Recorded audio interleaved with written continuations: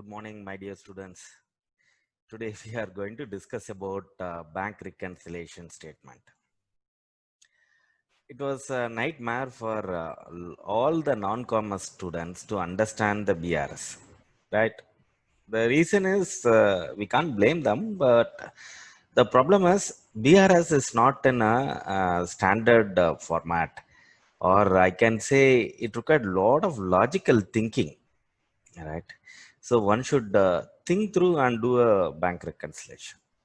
It's not just a formula applied and then you can arrive the balances as per the passbook or the balances as per the cash book. So those who wanted to be thorough on BRS, please understand you need to build your thinking abilities or logical thinking ability. Then only it will be easy for you, because here there is no formula, there is no standard format, or there is no specific rules which is applied for arriving balances as per the cash book or balances as per the passbook. You should think through, right? So I will teach you today the basic underlying understanding. I'm not even say concepts, the basic underlying understanding which is required for BRS. Then probably on the upcoming days or a month, we will see take a one or two problems and see how the BRS has been arrived. The bank reconciliation statement, we call it as a BRS, is prepared by the customer, all right, or the client. We always think whether the bank can prepare and give you. Bank cannot prepare the BRS. The reason is bank doesn't know what you are doing in your office. Right?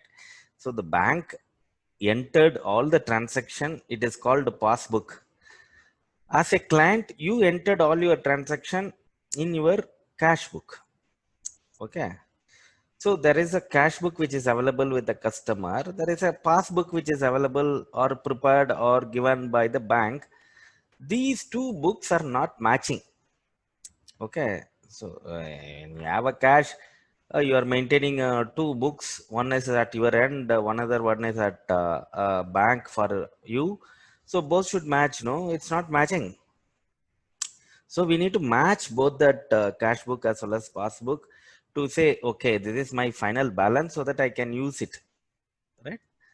This is called BRS. BRS is nothing but reconciling your cash book and reconciling a passbook to arrive the final balance. That's it, right? So don't worry about BRS. Oh, too tough, and I need to work a lot. I need to understand. After doing all these things, I am getting a wrong answer. No, nothing like that. Very simple. Cash book, passbook. Two books you have, you need to match both the books, right? That is the first underlying principle you need to understand. That is called BRS, bank reconciliation statement. Now we understand what is there in the cash book. Cash book, nothing but is you have a receipts, you have a payment. The difference is the balance. Okay. In the passbook also, there is a receipts, there is a payout or a payment. There is a difference that is called balances. Okay. Where is the confusion then? Here also there is a receipt. Cash book also there is a receipt. Cash book also there is a payment. Passbook also you are entering all the receipts and all the payments. Is there is a, how come the differences come? The differences come because the timing of entry, it is not remained same. And whatever you are doing, bank doesn't know. Whatever bank is doing, you doesn't know. That is where the problem comes in, right? For example, you receive a check today. Assuming that today is a Saturday, the banks are not working. How the bank know you received the check? Right? You received the check and you accounted it. So 10,000 receipts. Okay, bank doesn't know you received the check or not. How come bank can check every customer whether you received the check or cash? Cannot know, no? So on a Saturday evening, your cash book shows higher receipt than the passbook, because bank doesn't know you received the check. Is it not? Assuming that you have a balances of 70,000 as end of Saturday evening or end of the day evening, passbook shows only 60,000. Your cash book shows 70,000, passbook shows 60,000. Okay. Why? Because as a customer, you received a check in the morning, which you have accounted it. That 10,000 was there. 10,000 not there in the passbook. Is somebody saying, sir, your cash book shows 70,000. What will be the balance as per the passbook? Yesterday passbook shows only 60,000. Yes, passbook remained show only 60,000 because this check is not accounted. How to match? Just say don't account it, or whatever cash book balances, reduce this 10,000. You will get the passbook balances. Simple as it is. Because you have not presented the check in bank. Even after presenting it, it takes 1 or 2 days time to clearing. Okay, after that only the bank had given an entry. Bank will not give an entry unless until the check is realized. Okay, but as a cash book, you can do an entry as per your own well and wish, whether it is cleared or not cleared, whether the check is in transit or the check is comes in a right form. You don't have to worry about that. The moment you receive the check instrument, you put a entry there in your cash book, say that the check is received. Okay, that is where the problem. Okay, I will give you another example. Your bank has debited low transaction charges of 500 rupees. Okay, bank has debited your account, but as a customer, you don't know that. In the process, what will happen is you think your balance is 10,000, but as per the passbook, it shows only 9,500 because the bank has already debited 500 rupees, which you don't know because bank is not informing you. Unless until you take a bank account statement and see, oh, there is a debit 500, so I will also account it. Okay. Please remember, when the bank is debited, you have an opportunity to take out the bank account statement and see whether the debit is proper, and you can account it in cash book and correct it. But in case of a cash book or whatever the account you are maintaining it, whatever you have done the accounting, the bank will not just simply do that because bank has got a certain procedural and formalities and the time, right? Required some time, right? You present the check show goes for clearing, and again it takes some time for accounting it. So there is a time gap. Okay, so whatever the bank account in the passbook, which you may not be knowing it, whatever the entries which you passed in the cash book, the bank doesn't know that. Okay, so there is a differences between the entries in the cash book, entries in the passbook. So how do we reconcile it? Take the entries of cash book one side, take the entries of passbook another side. See, what are all the entries there in the cash book? You see, oh, this entry is not there in the passbook. Remove it from the cash book. Simple. Okay. So you have 10 entries in the cash book. Find out 8th and 9th entry. What is there? Check deposited, which is not there in the passbook. Okay. Okay. What is wrong in it? Still, it has not been cleared. It is not passed. Remove from the cash book. Fine. Deduct it. Okay. Fine. Suppose you find some entries in the passbook. What are all the entries? Some interest would have been credited, or some service charges has been debited, or some customer directly deposited some cash in the bank account directly. Oh, these are all happen in my passbook, which is legitimately correct. So I don't know this. So what I will do is I will take out these entries and post it here and see, oh, now it's matching cash book and passbook. Okay, fine. So you need to see logically think, okay, and understand what is there in the cash book, what is there in the passbook, how long it takes time for bank to post this entry in the passbook, or whatever the entries which is already posted in the passbook are we entered in the cash book. This conceptual understanding is required for you. Okay, simple, nothing great in it. Okay, don't go by max. Say that no, no, no. Cash book positive balance, I will add. Passbook negative balance, I will subtract. Apply your mind. Analytical thinking you required, and logical thinking you required. Both you required. Okay, right. So find out what is there in the passbook, right? What is there in the cash book. and also need some basic understanding for you.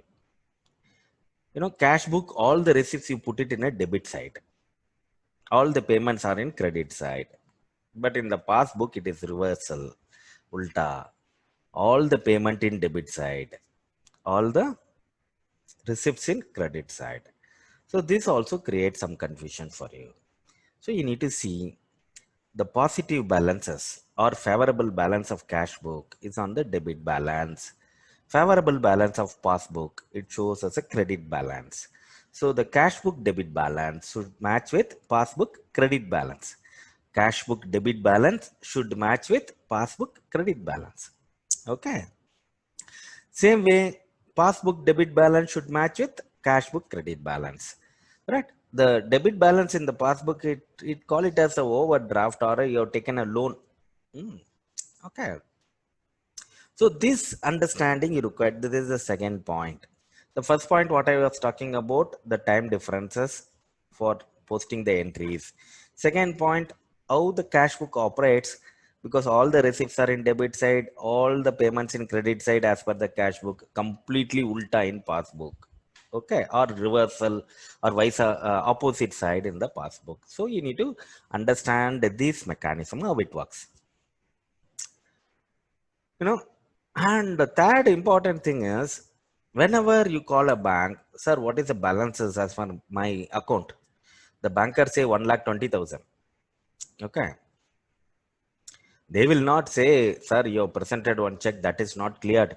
Then I have debited 20,000 rupees and credited 15,000 rupees. So arriving all these balances, they will not say. So we should know what has been accounted, what is not accounted, and all the entries posted, then only they are giving the balances. Okay. So you need to know the balances as per cash book after accounting all the entries.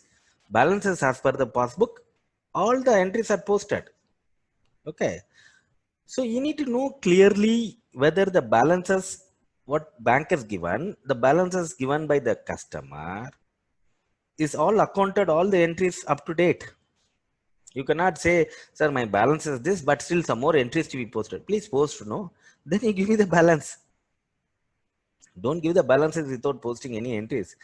So that is what the BRS complication which comes in. So you need to understand that all the entries are posted and then you arrive at the balances. So once you know these three things, one is your time differences. Second one is how the cash book and passbook operates. Third one is whatever the entries which has been given, which all accounted. You need to understood it's all accounted. So once you know this, you can able to arrive the cash book as well as passbook balances very easily.